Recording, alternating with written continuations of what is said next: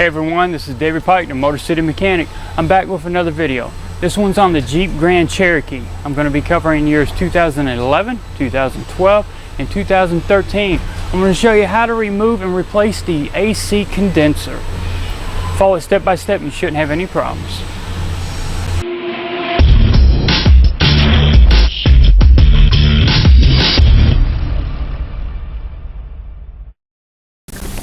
Now before you do this repair on this AC condenser, I'm going to stress something and repeat it throughout the video. Definitely make sure you have the Freon removed from the system. It's going to be under pressure. You don't want to take a line loose. You don't want to cause damage to you or the vehicle. So definitely, if you have access to an AC machine, go ahead and remove the Freon. If you don't, take it to a shop and have the Freon removed, and then once you're done, take it back to have them recharge it. So definitely make sure you take the Freon out, please. Now this particular vehicle is actually a 2011 Jeep Grand Cherokee. Now I've shown you other videos on how to remove the front bumper cover. This particular year model, the grille does not come off with the bumper.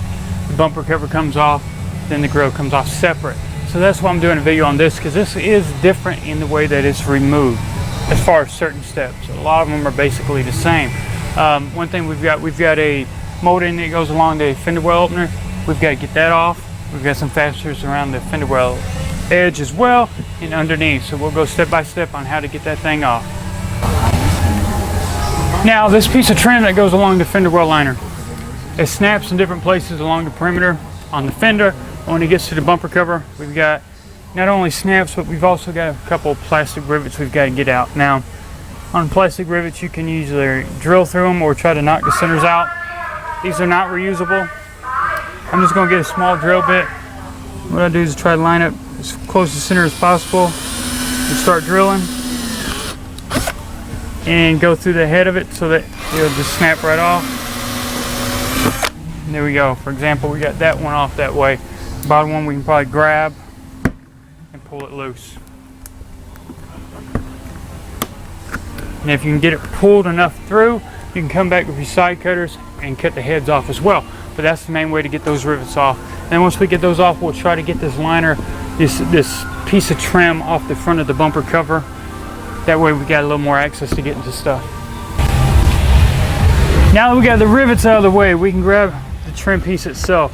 Now it's got 3 snap-in sections right here, little fingers that snap into the bumper cover. You can start pulling on until you get them loose. Now if they get to where they don't want to free up too much, you can kind of give a little back and forth motion to the release.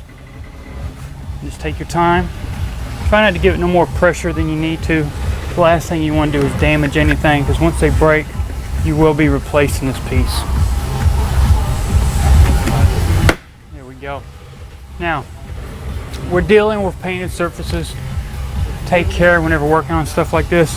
Now what I could do is, I can get me some tape and I can put it on those fingers, because when I start maneuvering this bumper cover around, these pieces are still here. They may have a tendency to want to scratch. So I'm going to get me some of that tape. I'm going to put it along the edge right here, so if it does make contact with the painted surface, it doesn't cause any problems. Another thing you can do, along the top edge where the fender meets the bumper, you can put a piece of tape there as well. So when you're trying to line things up, things ain't going to line up perfectly initially. You may be up and down, being that you're manhandling this thing as far as physically moving it around.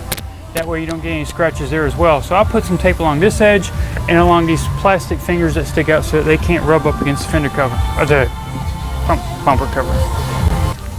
Let's get you some simple tape here. This is something that doesn't stay on very strong. It's able to be peeled off easily.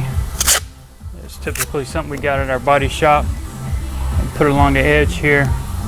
That way I get a little bit of wiggle room so I don't cause any damage. Like I said, what I can do too is where this lip meets that bumper cover, and grab me a couple little small pieces, wrap it around the fingers, just so they won't physically come in contact. And if they do, it'd just be the tape touching it. I ain't got to worry about scratching it. Last thing I want to do is turn this car back over to the customer and they see scratches where I've been working on it. So definitely take a little care, take some time. Just prep everything a little bit and just be safe. So there we go.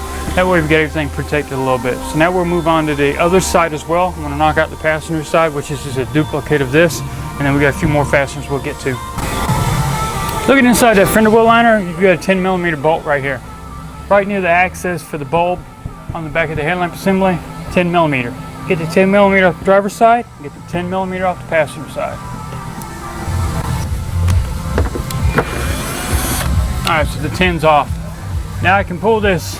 It's not really a plastic fender well liner, it's kind of a insulation type material. Now, get back up in here. The portion that the 10mm went through, the threaded portion, is kind of raised up. And what it does is the bumper cover actually sits over it. So you have to actually pull on the bumper cover to take it off, this little mounting boss, I guess you could call it, to clear that. Once you clear that, then that's off of that. So the fender well liner stuff, we've got all those released. Along the lower bottom edge of this front bumper cover, you've got a total of 4 reusable push pin fasteners. What you do is you basically are going to remove the center portion, and once you pull up on the center portion, it will then release, and then you can pull both the center and the lower portion off. Now, just get you a tool to get up in here. I'm using this metal trim tool removal, and these are the basic fasteners. Typical style, once you press them in, they expand almost like a reusable rivet. Like so, we got 4 of these we got to get loose. I'm going to move on to taking the other 3 off, and then we'll work on getting into fender well lower section to get those fasteners off. Now on both the driver's side and passenger side, you've got this little plastic mechanism right here that you need to twist to release. And what that would do is take that lower fender well liner loose from the front bumper cover. Now it's a larger portion right here that sits up in here. Got to work on releasing it. And there you go. That's what we've got right here. It's a larger piece. You're just going to put it in here. It only turns 90 degrees to lock it in place. So you'll turn it 90 degrees to back off and kind of wiggle it out. And we got one on the passenger side, like I said, and not just the driver's side. Alright, so now we're at the point of removing the front bumper assembly. Now, this has fog lights, so there will be a connector behind there to get to. What we'll do is we'll start getting it loose, and we'll find out where that connector is. It could be on the passenger side, could be on the driver's side. But all we got to do is grab that edge of that bumper cover, start pulling, and we'll start unsnapping along the way. Like I said, on this one, the grill stays on the car. The newer body style, the grill comes off with the bumper cover. So we'll start working our way around. Now, the connector for this, checking further into it, each fog light has its own connector directly at the bulb. You just have to unplug the bulb on both the passenger and driver's side. Once you do that, the bumper cover is ready to come off. Now, this front bumper cover is held on with 2 10mm. You've got one here and one directly on the opposite side on the passenger side. Top edge just snaps down into the upper radiator support. Now, when you release these upper panels by pulling up, the fasteners want to stay down in the radiator support. So once we get this all up, we'll have to remove them, reattach them to the top edge of this trim, so when we snap them down, they'll have something to hold on to. So like I said, I'll go ahead and remove the 2 10s on both sides.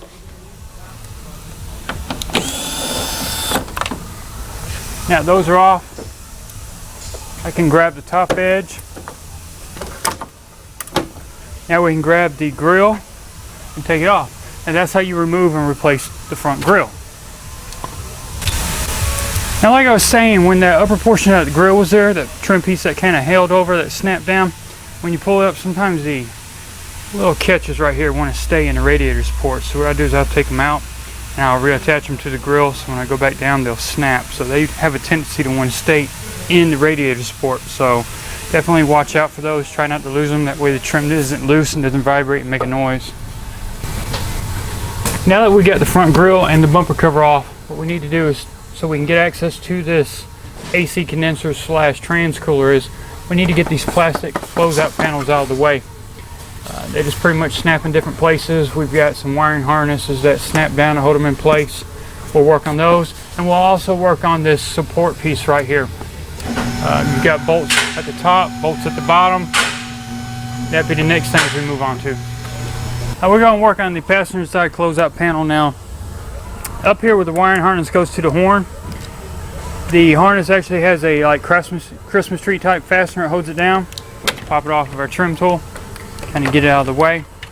Now that's the only thing holding this closeout panel on, so we We can reposition a few things, like this harness here. We can start pulling up on it. And it wraps around that support bar right here. We'll get that off. So I've got that one off, and then I'll move over to the driver's side, which has a couple more items to pay attention to. All right, we're on the driver's side closeout panel now. You got your outside air temp sensor right here. It's got a push-in plastic fastener. You've got to get up under there, release that. Use the same tool we've been using. Get that release, pull it off so we don't lose it. Set the sensor to the side. Now, same thing up here. We got a wiring harness going to that horn we need to release. Just take your time. And we also got the cable for the hood latch. Just pick it up and we can clear the catch that was on. Now we'll reposition the harness here around the closeout panel. We'll work on lifting it up. Now we got the driver's side off. We'll set that to the side.